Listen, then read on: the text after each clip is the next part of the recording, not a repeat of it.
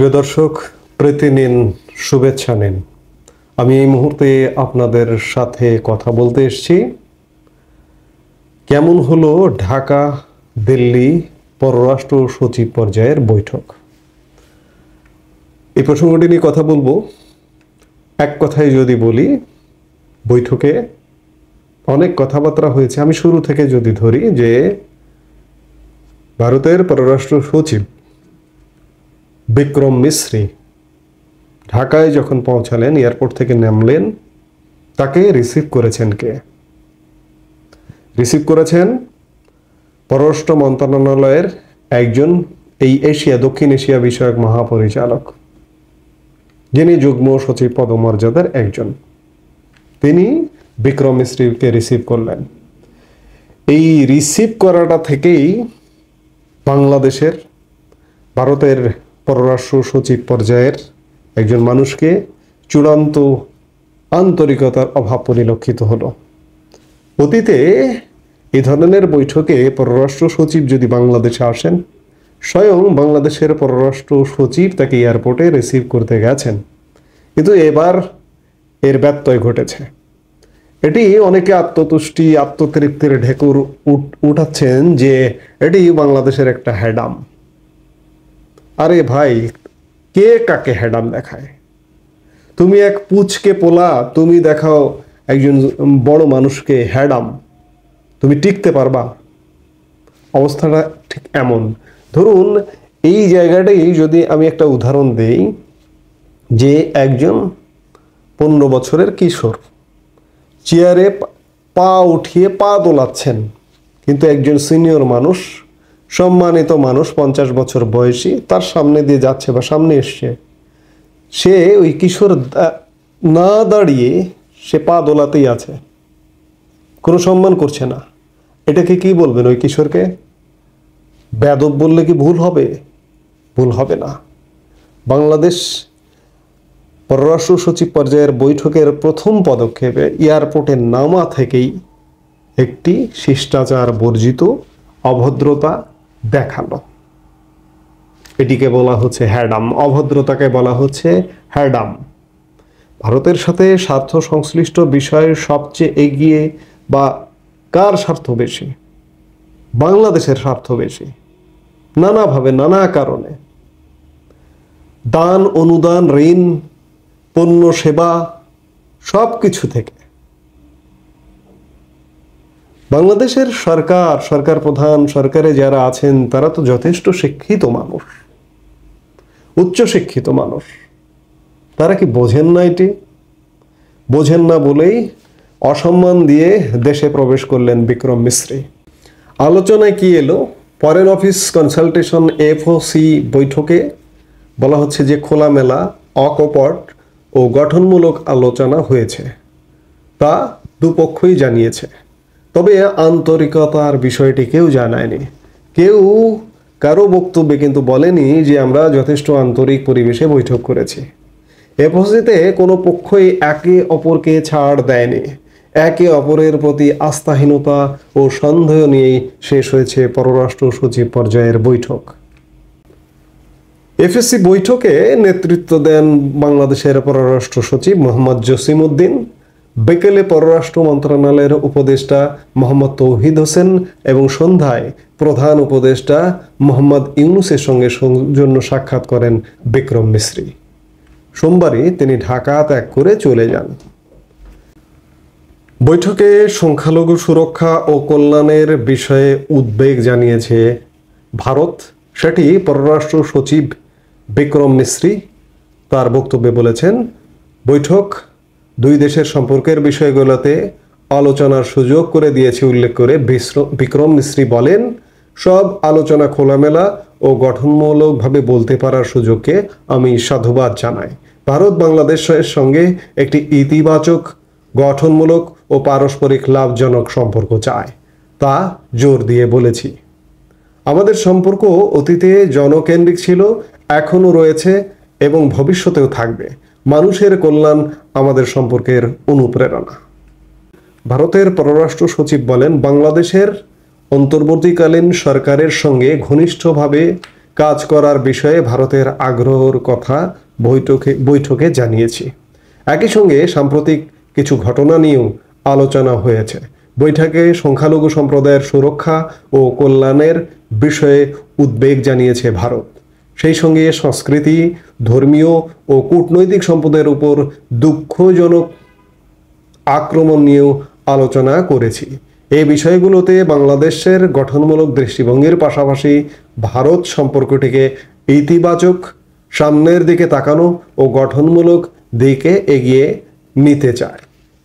সন্ধ্যায় পররাষ্ট্র মন্ত্রণালয়ে বাংলাদেশ ভারত এফওসি নিয়ে সংবাদ ব্রিফিংয়ে আয়োজন করা হয়।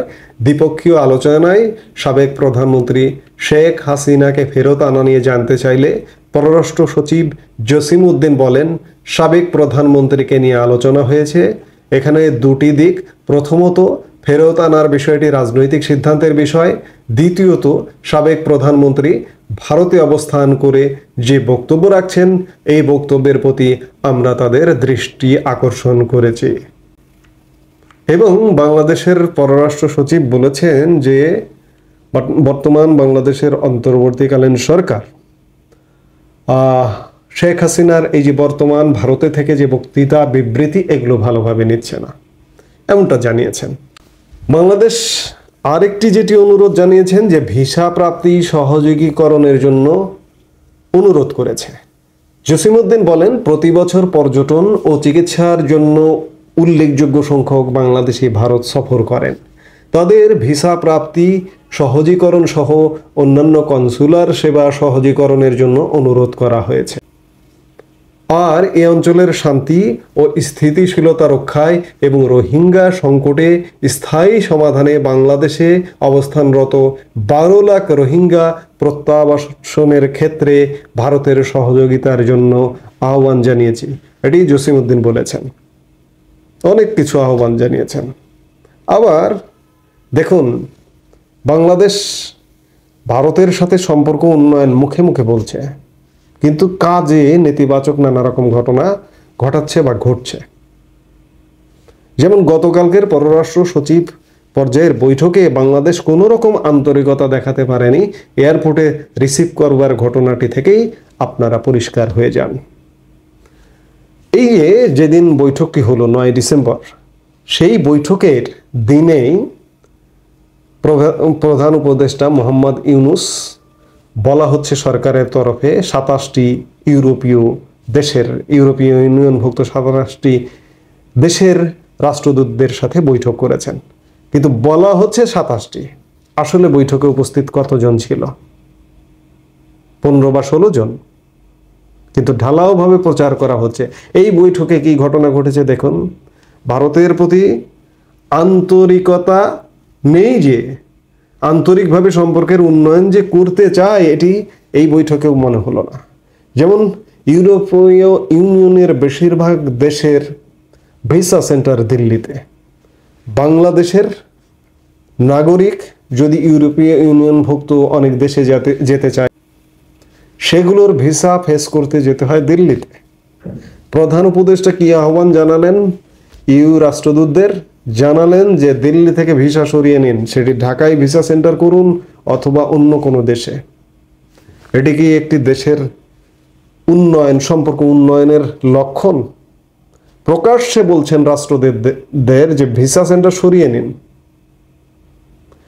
হ্যাঁ, এটি হতে পারে। বাংলাদেশে ঢাকায় যদি এটি করে, তাহলে এটি আমাদের জন্য অবশ্যই ইউরোপীয় ইউনিয়নের পক্ষ থেকে আশীর্বাদ। এটি, আপনি তো আন্তর্জাতিক মানুষ প্রফেসর ইউনূস, এই জায়গায় সম্পর্কটা করে আপনি ঢাকায় সব ইউরোপিয়ান দেশ যতগুলো আছে ভিসা সেন্টার ঢাকায় বা ঢাকায় দূতাবাস করবার ব্যবস্থা করুন আপনার সম্পর্ক দিয়ে, দেখি কেমন পারেন। তা না, ভারতে ভিসা সেন্টার আছে, বাংলাদেশে না হলে, ঢাকায় না হলে অন্য দেশে সরিয়ে নিতে বলছেন। এটি তো হলো না। এটি তো একটা নেতিবাচক সম্পর্কের ইঙ্গিত দেয়। এ ধরনের নানা রকম ঘটনা আছে, কোনটি বলে কোনটি শেষ করব। তো কাজেই একটি বৈঠক হয়েছে, এফওসি বৈঠক, বাংলাদেশ ভারত পররাষ্ট্র সচিব পর্যায়ের বৈঠক। এই বৈঠকে বাংলাদেশ ভারতকে কোনো রকম আন্তরিকতা দেখায়নি আসলে। হ্যাডাম দেখিয়েছে।